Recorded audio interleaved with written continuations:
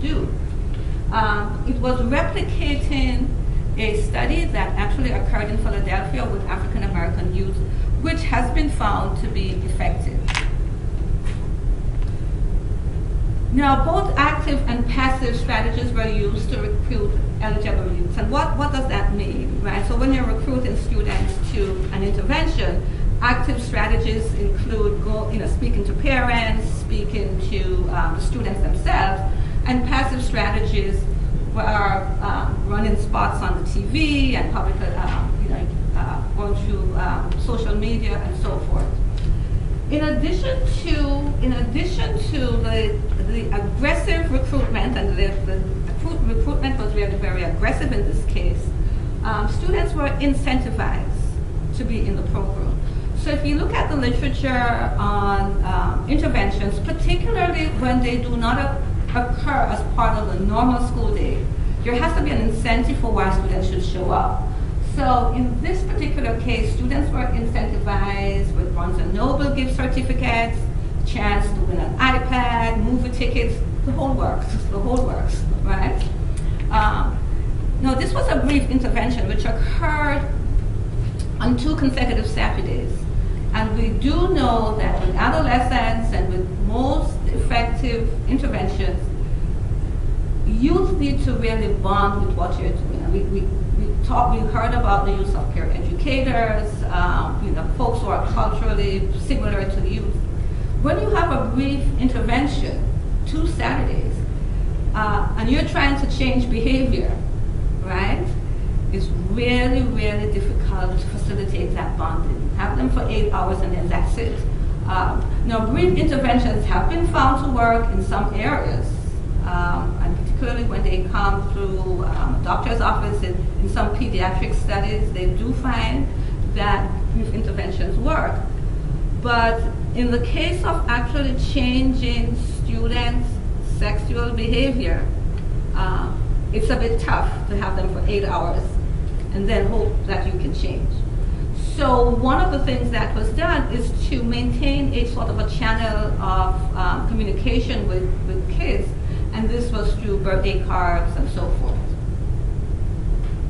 Now, just to give you a sense of who these students were in this particular project, most 2/3 were Hispanic, about a half were male, and they were split. About half spoke English at home and half spoke Spanish, some other language besides English, right?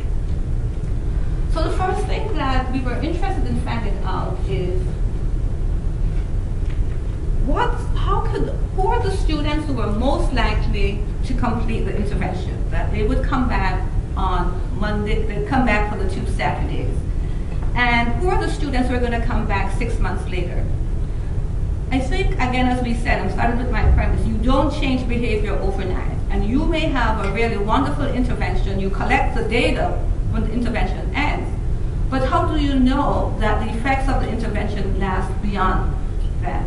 And so, typically in good research of these programs, you really need to follow folks beyond, at least 6 months to a year beyond the completion of the intervention. That's the only way you can be confident that you have actually changed behavior. You do not change behavior overnight. In the short run, you may change attitudes towards the behavior. You may change the intentions to engage in the behavior. But ultimately, you have to look at, did the behavior change? And so, which is why we, in this particular study, we look at 6 months and 12 months. And we wanted to really understand who completes the intervention to begin with, who came back both Saturdays, and finally, who are we able to find at 6 months to determine whether or not the behaviors had begun to change. So, here is what we found. Completion of the intervention was really impacted generally by whether or not mothers work. Not whether fathers work or whether mothers work. Students or youths who had mothers who worked were less likely to come back the following Saturday than students whose moms didn't work. Students who had actually initiated sex were less likely to come back than students who had not. And who are they most likely to be? If we had to make a guess in terms of gender, who would they be most likely? What would be their gender breakdown? Who would be more likely, males or females, who have initiated sex and not come back? Anybody want to guess? Males. Males, right? Which is consonant with what was discussed this morning, right? So males were less likely to come back because they were the ones who were most likely to have initiated sex before the start of the intervention. Okay. Youth satisfaction, how satisfied they were with the intervention after the first day were more likely to come back than those who did not. And this goes to the issue of bonding. Okay? When we look at 6 months, who are we likely to get back at 6 months? Again, mothers working. Now, I think my assumption or my premise is that even though transportation is provided for children, so mothers didn't have to worry about taking the children to and from the program site. The fact that this occurred on a Saturday, you have working moms, mean that Saturdays become very precious for them. And maybe the fact that these were not adolescents, but these were actually students in the 6th and 7th grade, which means that it's possible that the mothers still felt a certain sense of obligation in terms of getting up, getting them ready, maybe feeling that they're not that independent to be on their own. And so this became such a critical variable for mothers who maybe wanted to use Saturdays to do other stuff. I don't know. I mean, we don't really know why this was the case. But that was so important, such an important variable. It's actually helping us to understand why some kids did not come back. Now, when we look at, it's interesting, and this is where I want to go to the other point. The drivers for African Americans and the drivers for Hispanics are very different. Very, very different. And that's why I'm saying that when you build programs, you have to be sensitive to the fact that, yes, maybe within a given program you just don't have the resources to do everything, but you need to understand that the groups are very different. And if you have an intervention in which you're drawing on Hispanic as well as African American youth, you may have to think about specific strategies for specific cultural groups. For Hispanics, and we're talking about a fairly, now this is over 1,000 kids, right? Satisfaction with the intervention was more important in their staying with it than it was for blacks, for African Americans, and for non-Hispanics. For non-Hispanics, that was not important. For Hispanics, that feeling of bonding and being satisfied with what occurred was more important in their coming back and us being able to retain them than it was for non-Hispanics.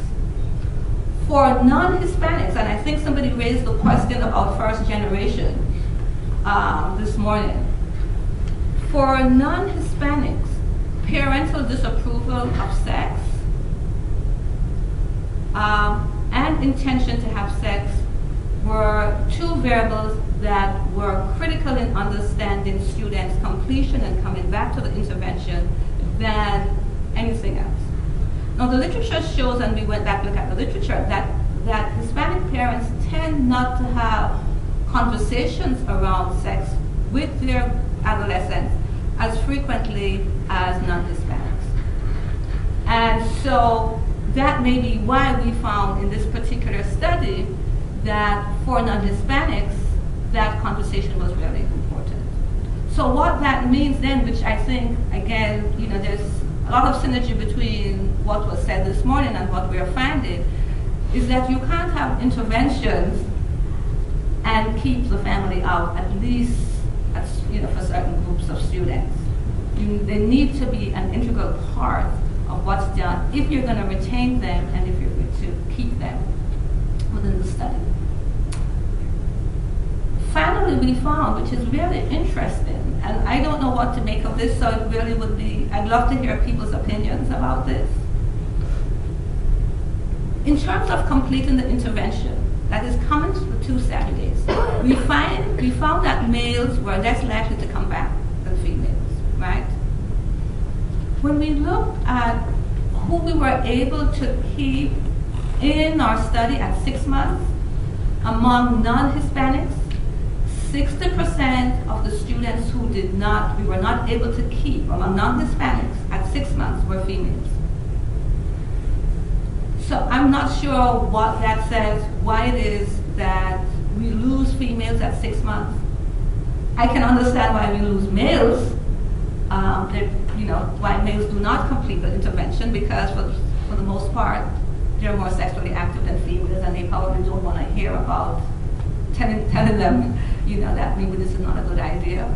But I don't know why we lose 60% of females do not come back at 6 months. I don't know if it's peer pressure.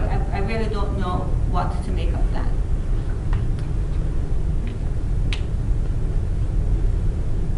Okay, so I want to wrap up.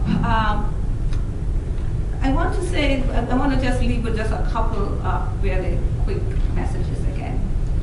One, that if you are implementing any sort of prevention program, whether it is